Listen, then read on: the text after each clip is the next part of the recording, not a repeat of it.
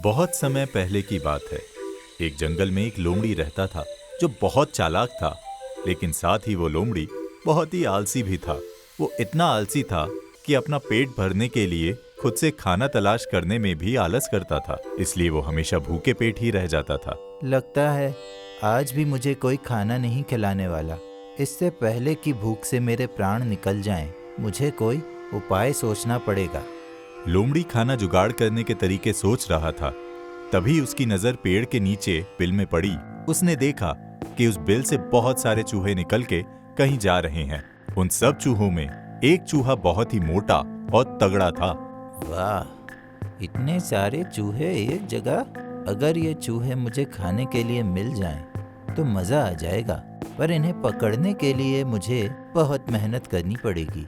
मुझे कोई और तरकीब निकालनी पड़ेगी जिससे ये चूहे खुद ही मेरे पास भोजन बनने के लिए आ जाएं। लोमड़ी कोई तरकीब सोचने में डूबा हुआ था। तभी उसे सारे चूहे खाना खा के वापस आते हुए दिखे। सरदार, आज तो मजा आ गया। खाने के लिए कितने स्वादिष्ट भोजन मिले। सारे चूहे और उनका सरदार अपने बिल में चले गए। लोमड़ी ये सब देखता रहा और रात भर कोई ऐसी तरकीब सोचता रहा जिससे वो आसानी से चूहों को खा सके। और सुबह तक उसने एक तरकीब सोच ही ली। अगले दिन लोमड़ी ने अपनी योजना के अनुसार चूहों के बिल के बाहर हाथ जोड़कर एक पैर पर खड़ा हो गया।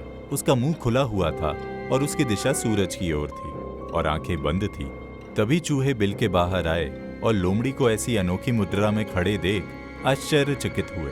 उसे ऐसे खड़ा देख एक चूहा डरते डरते उसके पास गया। लोमड़ी भाई, तुम इस तरह एक टांग में क्यों खड़े हो?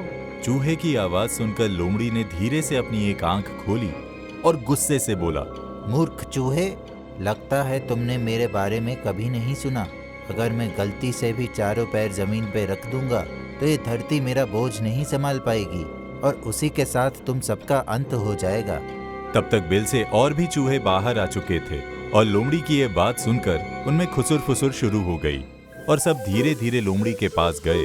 और चूहों के सरदार ने आगे आकर लोमड़ी से पूछा, हे महान लोमड़ी, हम आपकी बात सुनकर आपके बारे में जानने को बहुत उत्सुक हैं। कृपया हमें अपने बारे में कुछ और बताइए। मैंने हजारों वर्ष हिमालय पर्वत में एक टांग पर खड़े रहकर तपस्या की है। भगवान ने प्रकट होकर मुझसे कहा कि मेरी तपस्या से मेरा भार इतना अधिक हो गया है कि अगर मैं अपने चारों पैर धरती पे रख दूं, धरती गिरने लगेगी और ब्रह्मांड को फोड़कर दूसरी ओर निकल जाएगी। लोमड़ी की बातें सुनकर सारे चूहे उससे प्रभावित हो गए और उसके सामने हाथ जोड़कर खड़े हो गए। लोमड़ी अपनी झूठी कहानी चूहों को सुनाता रहा।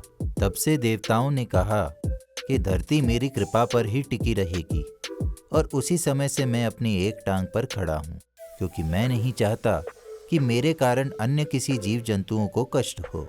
और अगर मैंने अपने चारों पैर धरती पर रख दिए तो अनर्थ हो जाएगा, प्रलय आ जाएगा, सब खत्म हो जाएगा, तुम सब भी।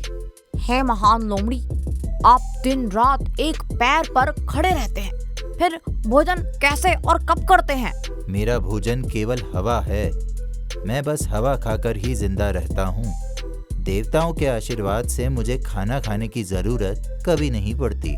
लोमड़ी की बात सुनकर चूहे उससे पूरी तरह प्रभावित हो चुके थे। जैसे जैसे लोमड़ी उन्हें अपने बारे में बताता गया, उनका सारा भय जाता रहा और वो निर्भय होकर उसके बिल्कुल निकट आ गए।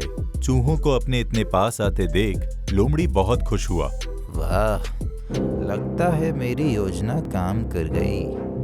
अब मुझे भोजन की कमी कभी नहीं होगी। बस मुझे ये ढोंग चालू रखना होगा।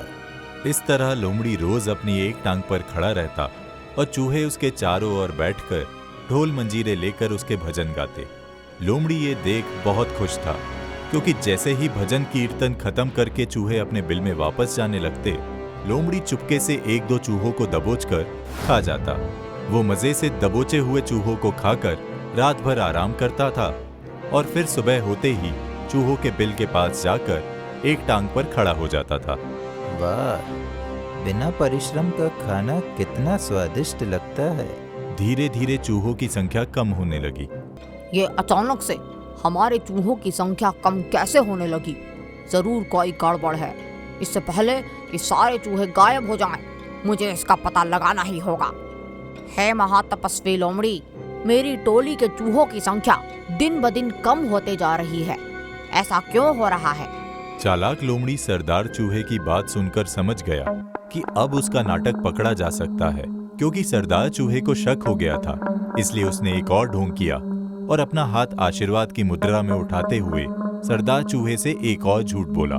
हे चतुर चूहे, यह तो एक दिन होना ही था, क्योंकि जो भी बिल्कुल सच्चे मन से मेरी भक्ति करेगा उसे अपने पूरे शरीर समेत वैकुंठ की प्राप्ति होगी। तुम्हारे चूहे को अपनी सच्ची भक्ति का फल मिल चुका है, वो सभी वैकुंठ लोक जा चुके हैं। सरदार चूहा लोमड़ी की ये बात सुनकर चौंक गया। तभी उसकी नजर लोमड़ी के पेट पर गई और उसने ये देखा कि लोमड़ी पहले से बहुत मोटा और तगड़ा हो गया है। उसे समझ में आ गया कि हो ना हो लोमड़ी ही उसके चूहों को खा रहा है। ये कोई महात्मा या तपस्वी नहीं, बल्कि एक ढोंगी लोमड़ी है। मुझको सबको सतर्क करना होगा।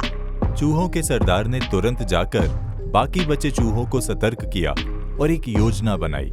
अगले दिन फिर से सब चूहे लोमड़ी के पास भजन कीर्तन के लिए गए, पर इस बार सरदार चूहे ने सबसे अंत में अपने बिल में घुसने का फैसला किया। भजन कीर्तन समाप्त होने के बाद सारे चूहे बिल में घुसने लगे।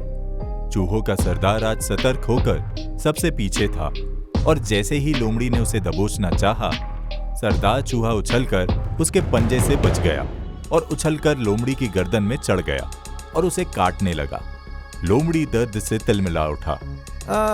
बचाओ, छोड़ो मुझे। सरदार चूहे के हमला करते ही बाकी चूहे भी आकर लोमड़ी पर हमला करने लगे और उसे जगह जगह से काटने लगे।